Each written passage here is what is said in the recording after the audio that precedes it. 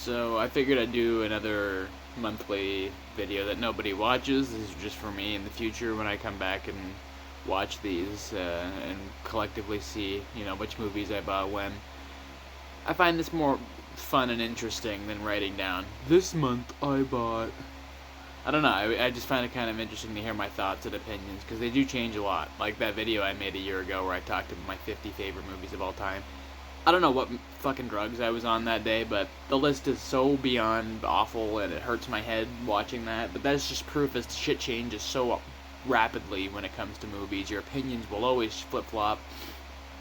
And that's why, when you have a select few top of the crop, like the ones I did pick top 5, those will probably always be in my top 5-ish.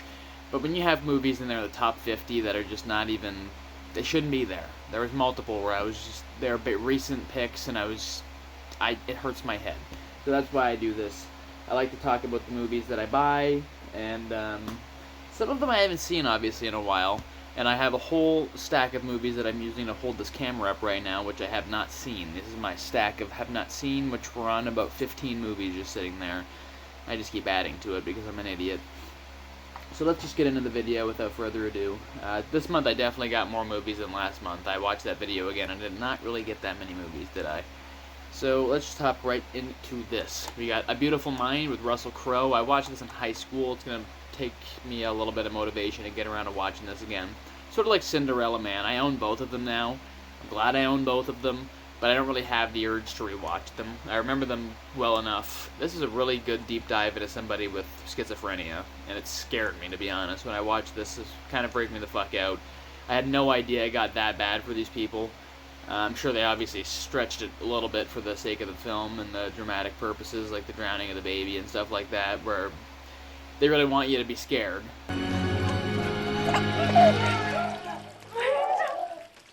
Charles was watching him. He was okay. There's no one here.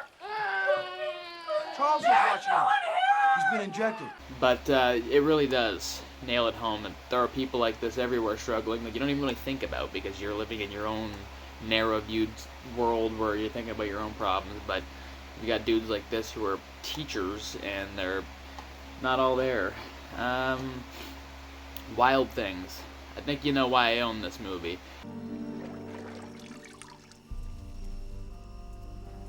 I was maybe 14 when I stumbled across Wild Things and Denise Richards for the first time, and it changed my life. Let me just say that.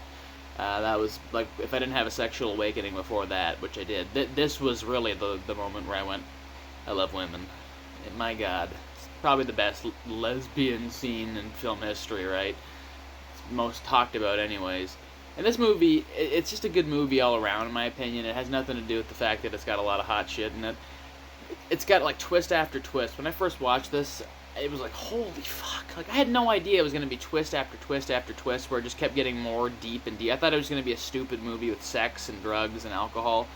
There is that, but it's also a deep-ish plot, and Bill Murray's in it. Any movie with Bill Murray kind of just wins me over. And Matt Dillon, I like the guy. He's charming. He's a funny guy. Ever since I saw him in The Outsiders, I was like, I like that guy. Psycho on DVD. I intend to upgrade this to Blu-ray. I didn't love it.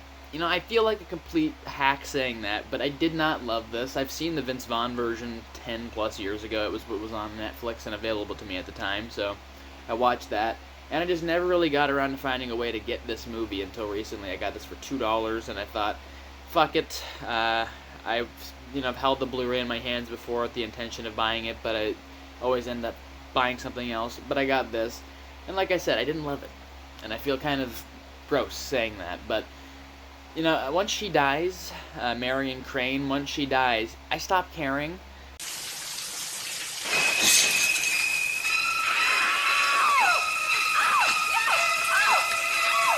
And I feel like that happens for a lot of people who I watch the reviews of and I read online. I just felt guilty, so I needed to see if it was just me.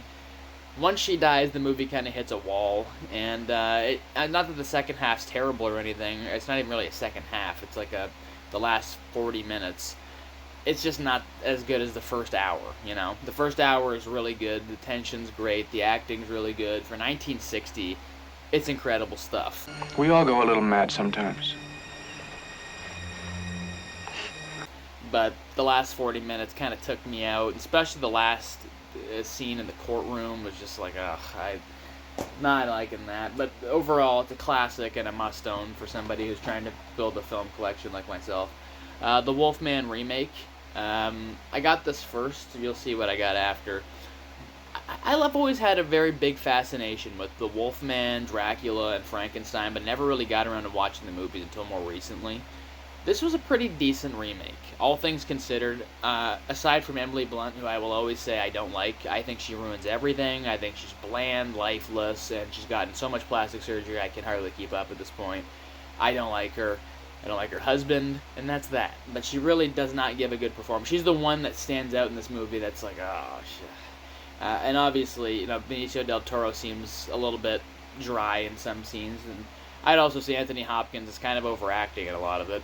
But for the most part, based off of the 1941 Wolfman, I think it's a pretty good recreation of that with some added new things, and I had a good time.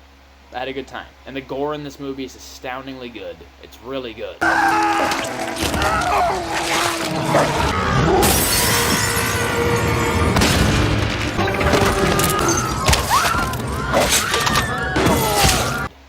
There's a lot of good transition scenes, CGI or not.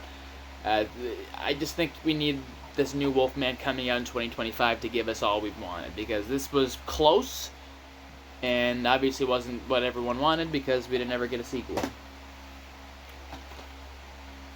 Shanghai Noon. I love this movie. And it's a shame that Owen Wilson was at Diddy parties, because the man seems extremely likable, doesn't he? It was all a facade. Shocker. More Hollywood fakers. But this movie, it's got great chemistry between two people who at the time would have never had that kind of chemistry.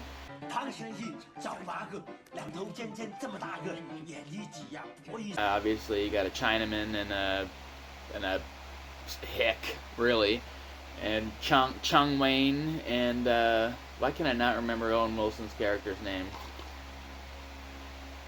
Roy O'Bannon. That's it. Love this movie. Second one, not so much. I'll get around to buying that eventually, probably. But this was the one where I always kind of gravitated towards this. I pushed this off forever. This is one of those comedies that for some reason as a kid I thought I was better than it. And then I finally watched it when I was in my early 20s a couple years ago, and I went, holy shit, this was funny. And ever since then, I've been kind of going back to it. I don't really want to own Disney Plus anymore, so I wanted to buy this. I don't think it's on Blu-ray. And if it is, I don't really like to buy comedies on Blu-ray unless they're older. I don't really have to show this, but I kind of want to talk about The Aviator because I'll probably never have another reason to. I own this on full screen forever. My parents bought it when I was a kid, and then I just inherited that copy, and I upgraded it to widescreen here, which was like 60 cents. I don't really want it on Blu-ray. I don't love this movie, but I wanted to just talk about it because there's not very many Howard Hughes movies. And this is a pretty good biopic. From all things I know about Howard Hughes, this is a pretty good job showing the deep dive into the madness of the mind of who is Howard Hughes. And that whole scene where he's sitting around with his piss jars, it's like, what is going on? Come in with the milk. Come in with the milk. Come in with the milk. Come in with the milk. You realize that the smartest men in the world are usually the most uniquely weird as well. And that was the case with him. So I enjoy these movies where you get to see who's behind all these crazy things that you hear about in history. And he doesn't let you down. DiCaprio, good performance. And Scorsese is always a good director, in my opinion. And I don't know. This is not a must-own on Blu-ray or a must-own period, but I like it. Jeepers Creepers. Now, there's probably some of you out there saying, how dare you own this movie? And you can say the same for every other movie because child molesters probably made every movie we watch, unfortunately. This is just the only one that we know of where he was a convicted child molester, which, you know, it does bother me a lot, to be honest. It does make the movies a little bit harder to talk about because the director is a piece of garbage. But at the same time, you have to be able to separate the art from the artist. Otherwise, so much art out there would be unwatchable or unusable or on anything. It'd just be all garbage. These movies, especially the first one, good horror movies. The second one, it's obviously not as good, but for some reason, it's like a good Friday night action movie, slaughterhouse sort of thing. I don't even know what I just said, but it's like a good horror movie for a Friday night, if that makes sense, where you're just turning your brain off, dumb characters, really dumb moments in the movie where they're just stuck in a bus, and it's like, couldn't he just rip the whole bus apart? Like, this dude's been ripping bodies apart and doing all this crazy shit. Couldn't he just... He ripped the roof off a truck. Couldn't he just rip the roof off the bus? But you put that aside and just enjoy the movie for what it is. I do enjoy both of these for what they are. And, like, that opening scene of the second movie might be my favorite scene of this entire franchise. In the cornfield with the kid on the scarecrow. That is incredible horror stuff right there. And the first movie, Justin Long. Who doesn't like a little Justin Long? We've got the Hills Have Eyes remake. This is definitely a better horror remake than a lot of them end up being.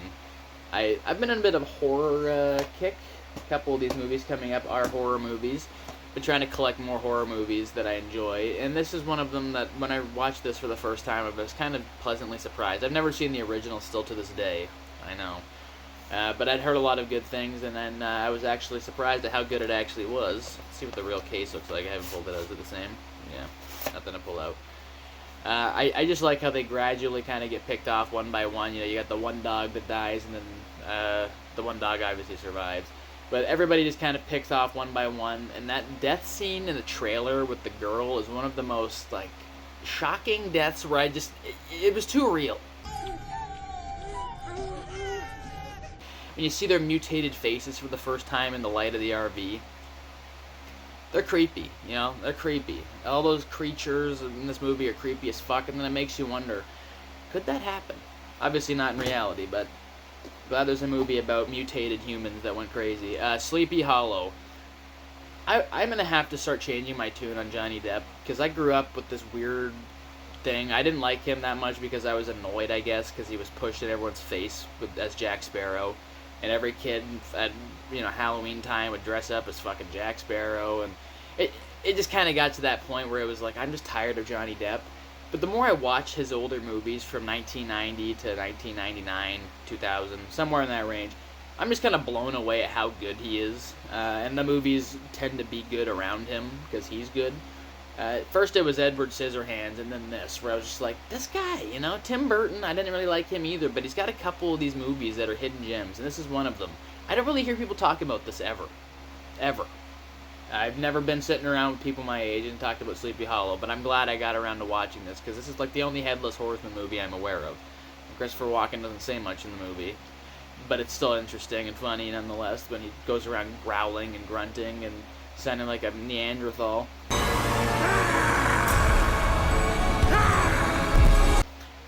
I just love these time period movies. They're so much fun to get lost in and escape and kind of imagine what it'd be like to be these characters in that time with their knowledge instead of ours, where we know all this stuff, they don't. So it's very interesting. And any movie with Casper Van Dien, you got I love him in Starship Troopers. Or the old menace. 30 Days of Night. I watched this just today for the first time, and I'm kind of on the fence. Did this need to be 2 hours? Not at all. And I don't like to say I got bored watching a movie, but I was sort of bored. There were scenes where I just felt like you could have cut it completely and that we would have been missing nothing. I do like me a good horror movie with some vampires, and I like that it wasn't just your run-of-the-mill vampires, and they even make a joke in the movie. You know, these aren't your Lugosi vampires necessarily, but they are these like mutated-looking, weird, their eyes are slanted, they look like they're from a different planet, and I kind of appreciate that it was a different take. And the main villain, I can't remember his name. He's the guy who plays Stryker in X-Men Origins Wolverine. Holy shit, was he scary. And the faces he was making and the way he was talking, he nailed this performance, and I don't think you could have ever had anyone else do that, because he was just, the way he was making those creepy breathing sounds, and his teeth were all weird, and it was like, yeah, that's creepy. That is exactly what I'm talking about in a horror movie. Keep me up for days. And, you know, not a must-own on Blu-ray, but I also love the concept of the 30 Days of Night in Alaska, where they're just kind of, like I said in the last, with Hills Have Eyes, they're just getting picked off one by one, and And you can see Josh Hartnett's beard's growing, you know, time's going by. I kind of like that. 2012, it's a kind of a stupid action movie. I just wanted to pick this up because I have a lot of the other Roland Emmerich stupid big blockbuster movies, Day After Tomorrow, Independence Day, White House Down. So I was like, yeah, I'll add this. John Cusack's kind of gone off the rails. If you see that dude's Twitter, not that I'm trying to say everyone's political views should be the same as mine and blah blah blah, but he is just like so far off the deep end of crazy. It makes it hard to watch him now, even though again separate the art from the artist, but it's kind of hard to watch where it's like that guy's just not normal, you know. We got Bad Santa, which I always loved this movie, but rewatching this the other day with my girlfriend, I was laughing like an idiot, and she just kept looking at me like, and that's when I realized I have a deranged sense of humor. I already knew that, but this really proves it. I laugh at everything in this movie. Just simply thinking about it's making me laugh. That scene where he's pissing himself is one of my favorite scenes in film history. Frank Joseph, you piss yourself.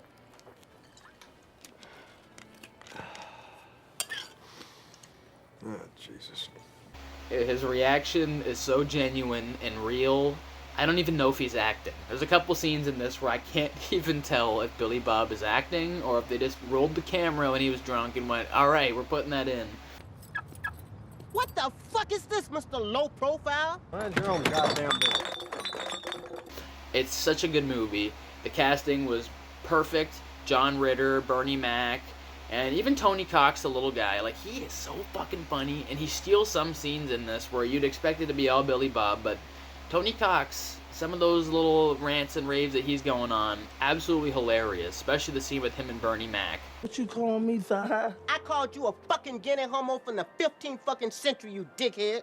I can stick you in my ass, small fry. Yeah? You sure it ain't too sore from last night? You got some lip on you, midget. It's just an insult fest between two grown men, and it's hilarious. Alright, so now we're on to the last few. These are Blu-rays now. I already showed one, I guess. The Spy Who Loved Me. I almost said The Man with the Golden Gun. I only need 4 or 5 bonds left individually. Now I'm on to the ones that are more expensive. I didn't ever love this movie. The only thing I really appreciated about this was it was the introduction of Jaws. Should have been the only movie with Jaws as well, but they decided to bring him back for Moonraker because he was such a fan favorite and classic. But this, you know, it's got its scenes. The underwater car, it's forgettable. A lot of these James Bond movies are just kind of forgettable for me. I'm not gonna sit here and lie to you. We've got The Grinch. I kind of have been just searching for this copy. I love this cover. I'll throw up a picture of the other cover right there so you can see the side-by-side. I find that the zoomed-in cover for the new one is just lazy. A lot of new Blu-rays do that, where they take a zoomed-in photo of the original zoomed-out photo for a DVD or original Blu-ray and consider that a new cover, and it's not. It's just a lazier, shittier, dumber excuse for it. And you also get Max there, and you get the whole city in the back. I just love this cover. And I love this movie. It's a classic of my childhood. I'm gonna have to hold this off until around Christmas time. We're still, a little ways out. 5:30, jazzercise. 6:30, dinner with me. I can't cancel that again. And last but not least, I mentioned this a little bit earlier, but this is the Wolfman collection. And I'd never really watched these. I have Frankenstein from 31, but I had never watched any of these Wolfman movies, and I loved almost all of them. Especially the original from 41. That was such a treat. To be able to see a movie that good from that time period. Lon Chaney Jr., talk about fantastic actor. Visually, everything he does, I guess he learned from the best, right? His dad was incredible. So his visual performance as the Wolfman, the way you can see his mouth moving, and the way you can tell when he's moving or turning into the werewolf. It's really happening, and for 1940, it looks great.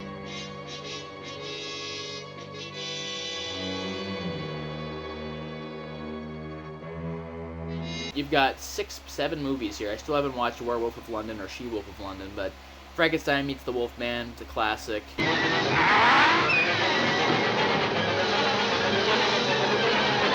Obviously, I didn't love some of it, but it was pretty good. House of Frankenstein, I did not love.